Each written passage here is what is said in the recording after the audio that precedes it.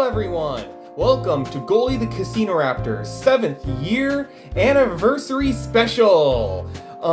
Man, I remember when I got that old toy. I can't believe it's been 7 years since then. And for the special, we're doing episode 2 of the history of Casino Co.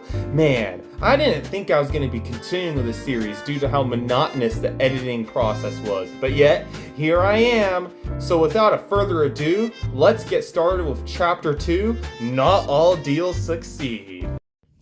In the last episode, we went over the creation of Casino Bucks, catalog distribution, and teacher and student negotiations. In this episode, we'll be going over Golden Casino Bucks and tournaments, the insurance card, and the very first Big Shot Awards. So, towards the end of first quarter, I posted a status update with, an update on how things were going for the Casino Co. company. Basically, all that it said was that the Dark Orb production was going very well, and I've been starting to think about writing a book called Juan and the Light Orb. Juan would eventually be renamed to Just a Story, and the Light Orb would be canceled altogether. It also announced the company's name, Casino Co., and announced the completion of a short story I wrote called Tom, which would be a prequel to One Night on the Jolly Rogers, which I talked about in the last episode.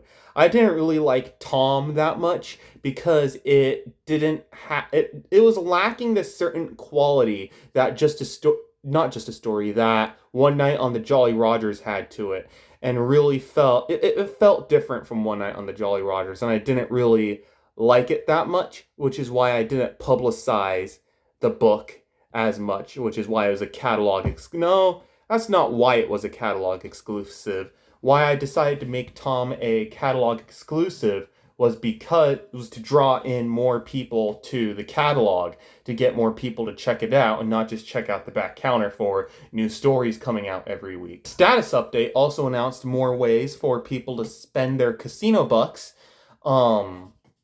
and announced that all items from my house that would be sold through Junk for Bucks are professionally cleaned and watched over by me.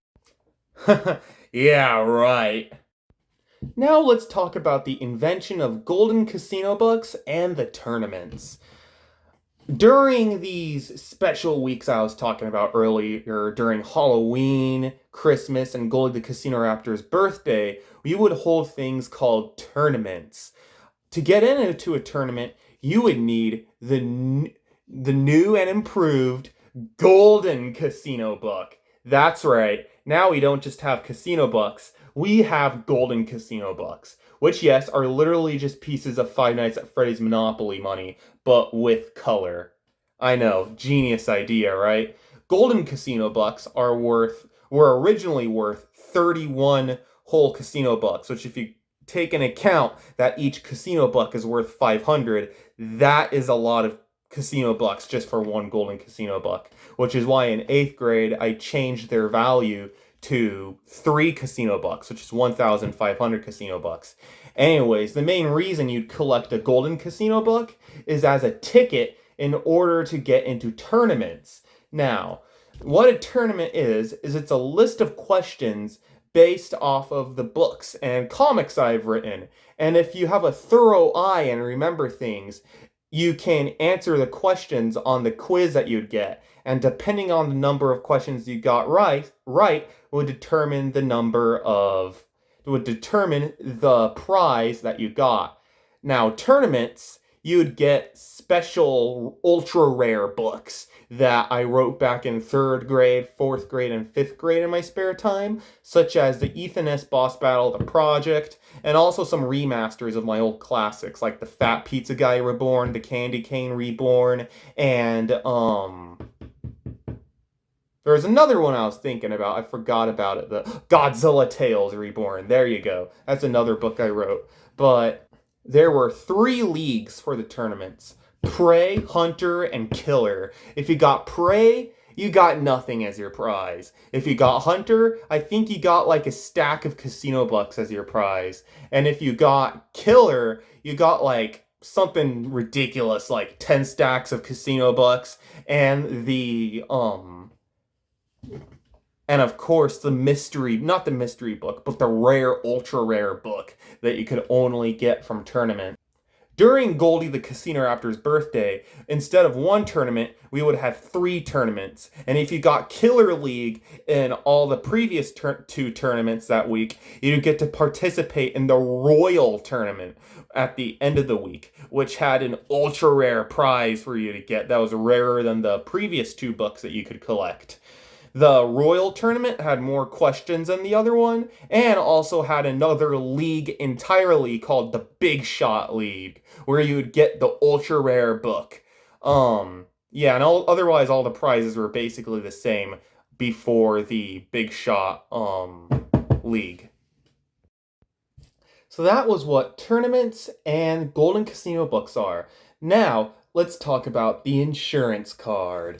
Now, not all deals succeed, and the insurance card is definitely an example of that. What the insurance card was basically an assurance that if somebody stole your casino bucks, that the business would print out more for you and find the culprit who stole them. Also, it introduced stonks. What stonks where they were if you invested 1,500 casino bucks into your stonk, you'd get 1,500 casino bucks every week.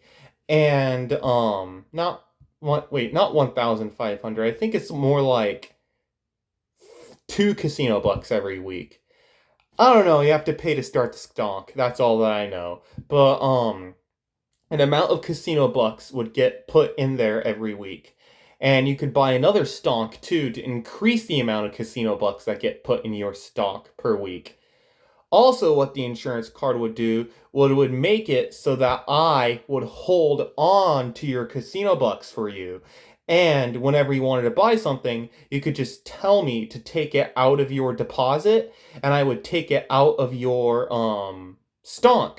So it was kind of like a banking system almost. Why this business plan failed was I failed to monitor it correctly, and sometimes I would forget to put casino bucks in people's stocks, which I would call a stock market crash.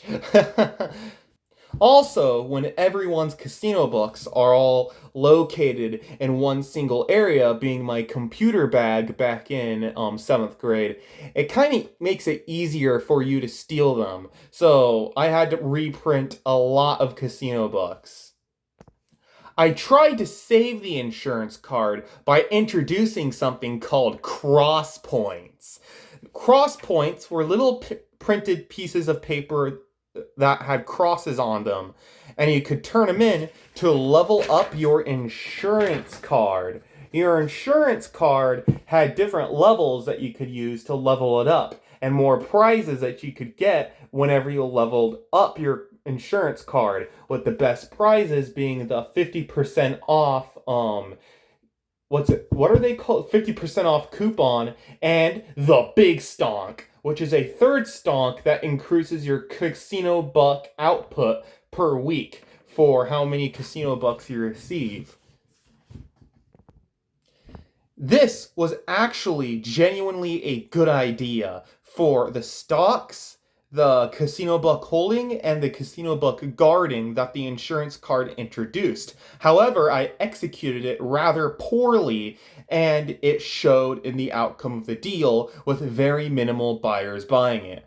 Also, the whole marketing for the insurance card was very poor, which caused its sales to decrease even more, which is why I canceled the insurance card during my 8th grade year. However, something better would come to replace the insurance card during my 8th grade year. Goldie the Casino Raptor Season 2 had started production, and I had started to release a new episode of it every week, along with just a story in between there, but we'll get to just a story in a little bit.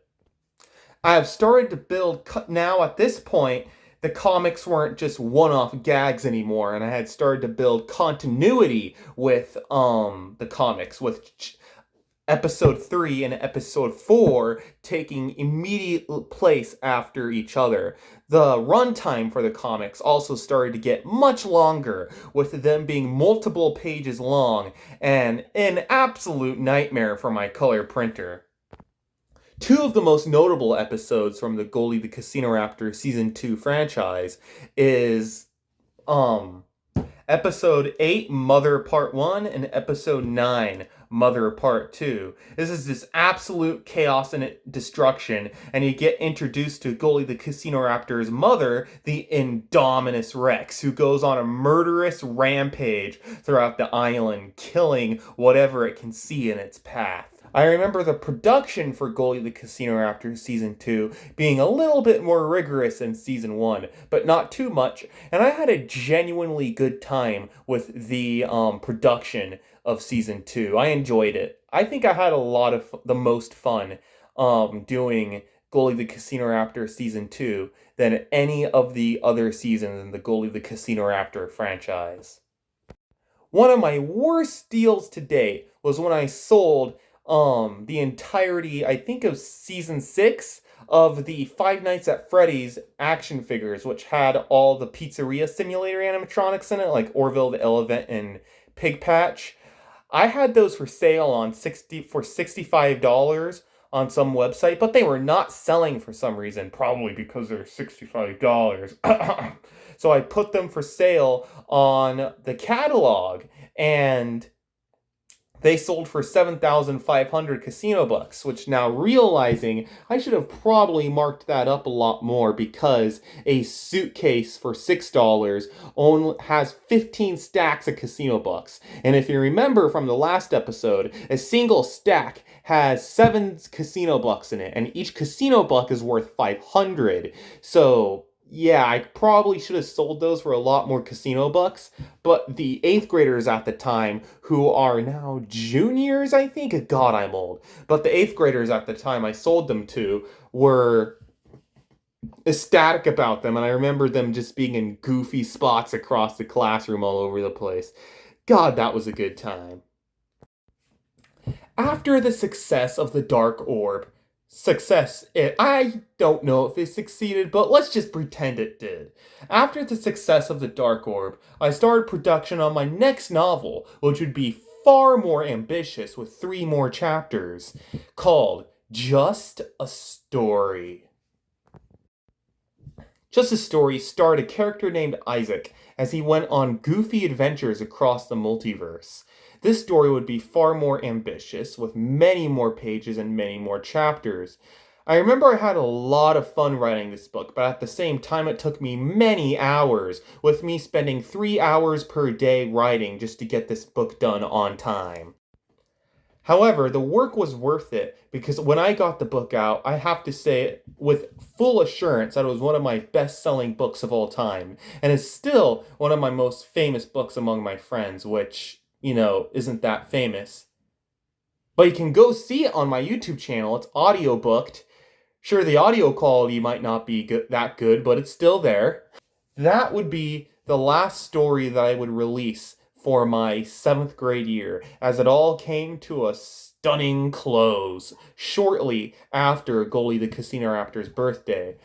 At the time, one of my Spanish teacher was leaving, Mrs. Gulp, if you remember from the prologue, the one that let me do French Mason performances. And I decided to hold the first Big Shot Awards inside her classroom. Now, earlier I said that you wouldn't be seeing French Mason again until the end of my 8th grade year. Well, I might have lied. I might have gotten out French Mason again at the end of my 7th grade year. Now, Mrs. Gulp really loved the French Mason performance, as it was something nostalgic for her, since she started it kind of back when I was in 6th grade. So to do it one more time in her classroom was a lot of fun. And I introduced the Big Shot Awards then too, which is kind of like a little award and a little nod to the biggest supporters of Casino Co. at the time. I gotta say, this Big Shot Awards though would set the foundation for future celebrations in the future of the company. Now let's summarize the events that transpired during this video. We went over the naming of Casino Co. and the status update, the Halloween, Christmas, and Goalie the Casino Raptor birthday specials, Golden Casino Bucks, and tournaments, the insurance card, the creation of the story Tom, Goalie the Casino Raptor Season 2, selling my old Five Nights at Freddy's action figures, cross points / cross point upgrades, just the creation of Just a Story, and the first Big Shot Awards. Alright folks, that's gonna have to wrap it up. Have a great rest of your day, and please make sure to like and subscribe so that I can reach 1,000 subscribers before I die of old age. Oh, bye-bye.